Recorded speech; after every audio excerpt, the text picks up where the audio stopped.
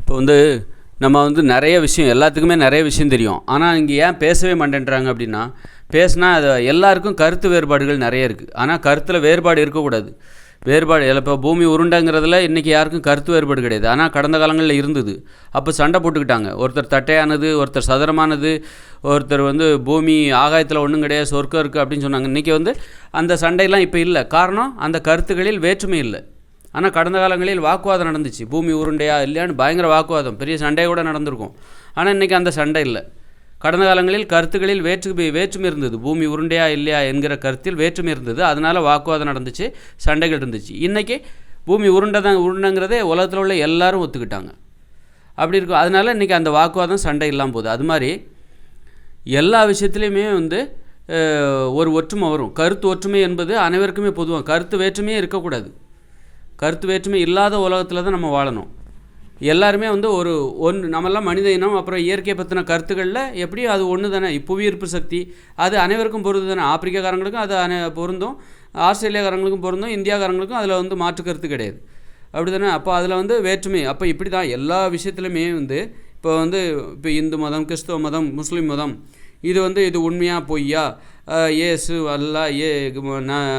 ராமன், சீதை, இதெல்லாம் இவங்கெல்லாம் உண்மையானவர்களா அப்படின்னா இன்றைக்கி கருத்து வேறுபாடு இருக்குது. ஆனால் இது இல்லாத காலம் ஒன்று வரப்போகுது.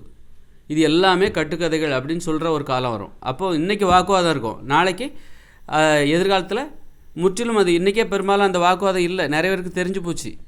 இதெல்லாம் சும்மா ஒரு நம்பிக்கை தான். ஆனால் கடந்த காலங்களில் கடுமையாக வாக்குவாதம் இருந்தது. இப்போ பெரியார் காலங்களில் எடுத்துக்கிட்டிங்கன்னா, தந்தை பெரியார் காலங்களில் கடுமையான வாக்குவாதம் இருந்துச்சு. அதுக்கு முன்னாடி பயங்கரமாக அதெல்லாம் உண்மைன்னு நம்பிக்கிட்டு இருந்தாங்க.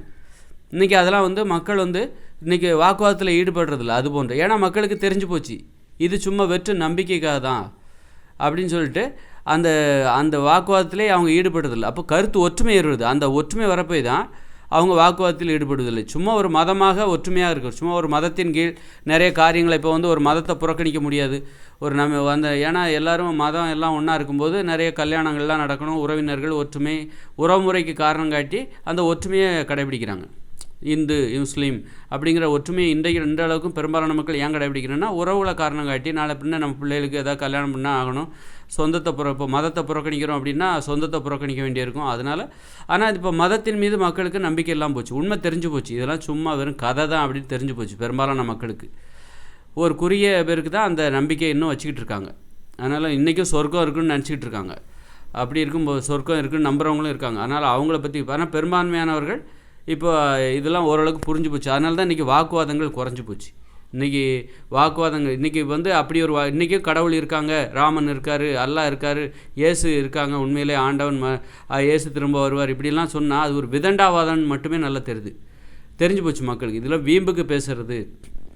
அன்னைக்கு வேணால் நீ அது உன்னுடைய நம்பிக்கையாக இருந்திருக்கலாம். கடந்த காலங்களில் ஒரு 50 வருஷத்துக்கு முன்னாடி வரைக்கும் உன்னுடைய நம்பிக்கையாக இருந்திருக்கலாம். நீ அதை உண்மையாகவே நம்பி நீ ஆனால் இன்றைக்கும் நீ அதை பேசுகிறன்னா நீ வீம்புக்காக பேசுகிற. உனக்கு ஏதோ சுயநலன் இருக்கலாம், அந்த மதம் சார்ந்து உனக்கு ஏதாவது நன்மைகள் இருக்கலாம், அதனால நீ பேசிக்கிட்டு இருக்க. அப்படி ஒரு உள்நோக்கத்தை வச்சுக்கிட்டு. ஏன்னா இப்போ ஒரு பூசாரியாக வேலை பார்க்குறாரு. அவர் என்ன பண்ணுவார், நான் கடவுள் இருக்காருன்னு தான் சொல்லணும், விநாயகர் இருக்கிறாரு, ராமன் இருக்கார் அப்படின்னு தான் சொல்லணும், அந்த மாரியம்மன் இருக்காங்கன்னு தான் சொல்லணும். ஏன்னா அது அவருடைய வாழ்வாதாரம். அந்த இடத்துல அவர் போய் தான் சொல்லி ஆகணும். அது மாதிரி இப்போ ஒரு பாதிரியார், அவருக்கு தெரியுது, பாதிரியார்களுக்கே தெரியுது இதெல்லாம் சும்மா கதை தான் அப்படின்னு சொல்லிட்டு, இதெல்லாம் நடக்கலை, உண்மை இல்லை. ஆனால் அவர் அந்த வேலையை இப்போ அவர் தான் அந்த பாதிரியார் தொழில் தான் அவருக்கு வாழ்வாதாரம். அப்போ அவர் அதை ஏற்றுக்கிட்டு தான் ஆகணும். கன்னியாஸ்திரிகள் அவங்களுக்கும் தெரியும் நிறைய பேர்த்துக்கு. ஆனால் இப்போ இந்த மாதிரி யாராவது அதனால் அப்படி ஒத்துக்கிறதுனால அந்த பொய்யை உண்மையாக சொல்கிறதுனால அவங்களுக்கு எதாவது நன்மை இருக்குதா, அதனால தான் அவங்க சொல்லிக்கிட்டு வராங்களே தவிர, இன்றைக்கி மக்களுக்கு அந்த கருத்துக்கள் பொய், இந்த மதம் சார்ந்து இதெல்லாம் மூட நம்பிக்கைகள்னு தெரியுது. அதனால தான் இன்றைக்கி வாக்குவாதங்கள் குறைஞ்சி போச்சு. வாக்குவாதங்களுக்கு அப்போ கருத்துக்களில் பார்த்திங்கன்னா ஒரு ஒற்றுமை என்பது வர வேண்டும். கருத்து வேற்றுமை இல்லாத ஒரு வாழ்க்கை இருக்குது. அங்கே தான் மனிதர்கள் ஒற்றுமை அடைவார்கள். நீங்கள் கருத்துக்கள் இருக்கிற வேற்றுமை தான் மனித வேற்றுமைக்கு காரணமாக இருக்குது. மனிதர்கள் ஏன் இந்து முஸ்லீம் ஏன் பிரிஞ்சு நிற்கிறாங்க, கிறிஸ்தவர்கள் ஏன் பிரிஞ்சு நிற்கிறாங்க, அவங்களுக்கு ஒரு கருத்து இருக்குது, இவங்களுக்கு ஒரு கருத்து. முஸ்லீம் எல்லாம் ஏன் ஒன்றா இருக்காங்க அப்படின்னா அவங்க எல்லாத்துக்கும் ஒரே மாதிரியான கருத்து, அதனால் அவங்க ஒற்றுமையாக இருக்காங்க. அப்போது நாளைக்கு இந்து முஸ்லீம் இது போன்ற வேற்றுமை கருத்துக்கள் எல்லாம் இல்லாமல் போய் மனிதர்களுக்கு ஒருமித்த கருத்து வரும்போது அனைவரும் ஒற்றுமையாகிடுவார்கள். இந்த கருத்து வேற்றுமை தான் மனித வேற்றுமைக்கு காரணமாக இருக்குது. அப்போ நாளைக்கு எதிர்காலத்தில் இப்போ இன்றைக்கி பார்த்திங்கன்னா மதத்தை இன்றைக்கி பகுத்தறிவு சார்ந்த ஒரு கருத்து நம்பிக்கை இருக்காங்களே, இதெல்லாம் உண்மை இல்லை, இந்த மதமெல்லாம் பொய்ன்னு நம்புகிறவங்க இந்த உலகத்தில் ஒரு கூட்டம் இருக்குது. அவங்கெல்லாம் ஒன்றுபட்டு நிற்கிறாங்க. இவங்கெல்லாம் ஒரு பக்கத்தில் நிற்கிறாங்க. இப்போ எப்படி இந்து முஸ்லீம் எல்லாம் தனித்தனியாக நிற்கிறாங்களோ அது மாதிரி இந்த இந்து முஸ்லீம் கிறிஸ்தவம் இது 3 பொய், இது போன்ற மதம் அனைத்துமே பொய்ன்னு நம்புகிற ஒரு கூட்டம் இருக்குது பாருங்கள், அது தனியாக நிற்குது. ஆனால் அவர்களுக்கு ஒரு அடையாளம் கிடையாது, சான்றிதழ் கிடையாது. இவங்க சான்றிதழில் கிறிஸ்தவர்கள் அப்படின்னு போட்டிருக்கோம், நீங்கள் இந்துங்கிறத போட்டிருக்கோம், முஸ்லீம்ங்கிறத போட்டிருக்கோம். ஆனால் இந்த மாதிரி எனக்கு எந்த மதத்துலையும் நம்பிக்கை இல்லைன்னு சொல்கிறவங்களுக்குன்னு ஒரு சான்றிதழ் இல்லாமல் இருக்குது. அப்படி கொடுக்கும்போது தான் அப்போ இவங்க எவ்வளோ பெரிய கூட்டம் அந்த உலகத்தில் இருக்குங்கிறது தெரியும். இந்த உலகத்தில் உலகத்தில் மத சிந்தனை இல்லாதவர்கள், மதத்தின் மீது நம்பிக்கை இல்லாதவர்கள் எத்தனை பேர் இருக்காங்கன்ட்டு அதுக்கு தெளிவாக கணக்கெடுப்பில்லை, ஆனால் நிறைய பேர் இருக்காங்க. அதனால் இந்த கூட்டம் அதிகரிச்சுக்கிட்டே வரும். இந்த மதம் என்பது பொய் அப்படின்னு நம்புகிற கூட்டம் அதிகரிச்சுக்கிட்டே வருது நாளுக்கு நாள். முன்னாடி அதிகமாக இருந்து அது படிப்படியாக குறைஞ்சிக்கிட்டே வருது. இன்றைக்கி அந்த மதத்தில் நம்பிக்கையானவர்கள் அதிகமாக இருந்தாங்க, படிப்படியாக அது குறைஞ்சிக்கிட்டே இப்போ வருது. மதத்தில் நம்பிக்கை இல்லாதவர்கள் அதிகரித்து கொண்டே வருகிறார்கள். இன்னும் அதிகரிச்சுக்கிட்டே தான் போகும், அது என்றைக்குமே குறையாது. கடைசியில் பார்த்திங்கன்னா மதம் என்பது மத நம்பிக்கை உடையவர்கள் சிறுபான்மையினராக ஆகிவிடுவார்கள்.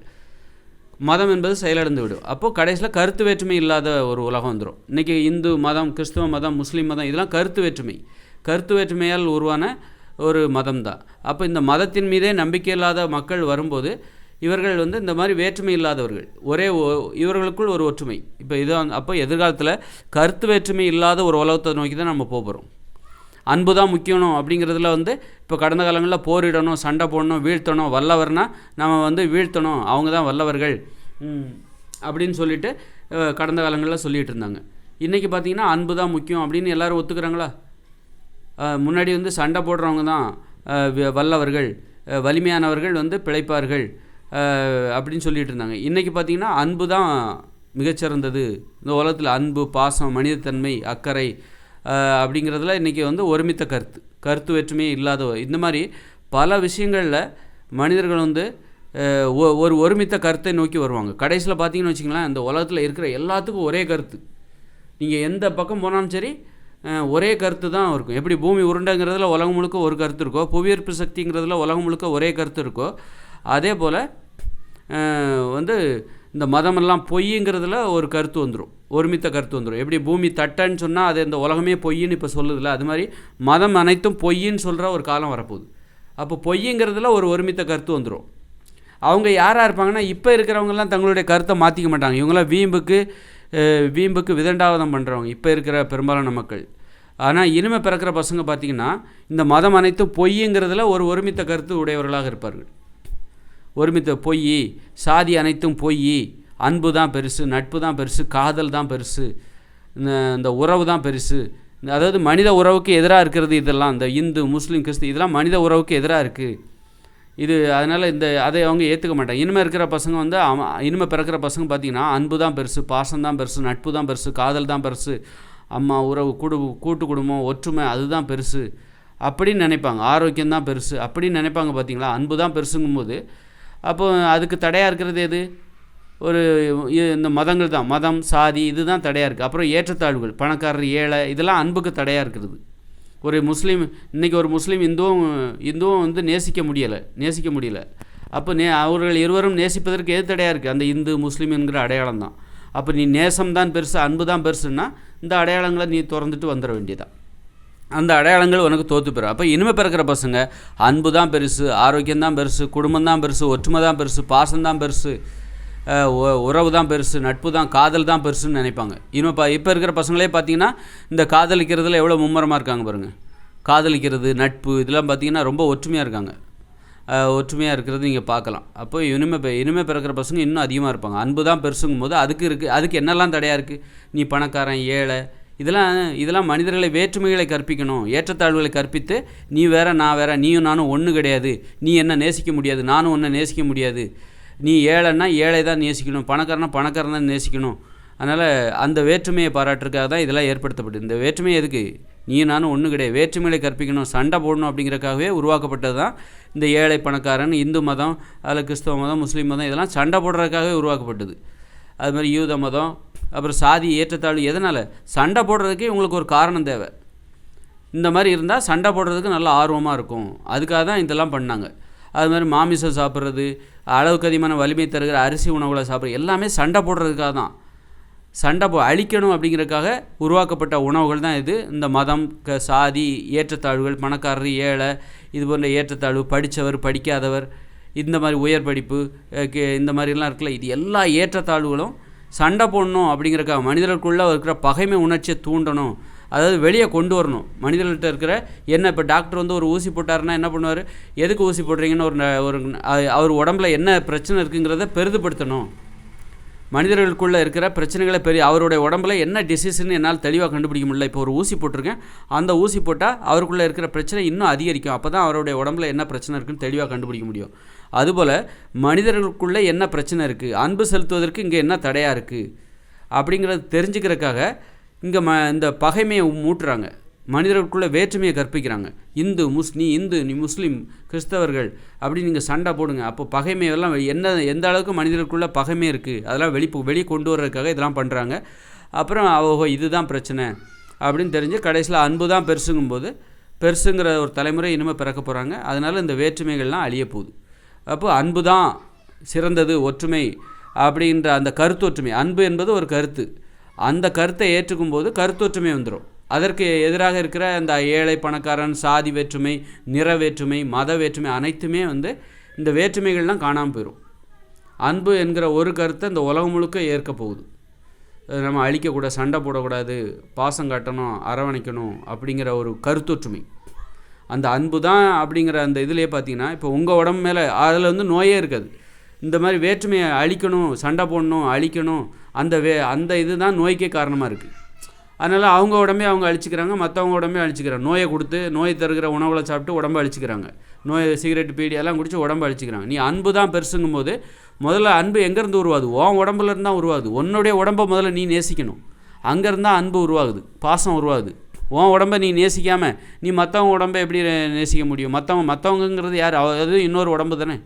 அதனால் நீ மற்றவங்கள நேசிக்கணும்னா இப்போ யாரை நல்லவர்னு சொல்லுவாங்க, தண்ணி அடிக்காதவங்க, மது பழக்கம் இல்லாதவங்க, போதைப் பொருள் இல்லாதவங்க தான் நல்ல பழக்கம்னு சொல்லுவாங்க, நல்லவர்கள் அப்படின்னு சொல்லுவாங்க.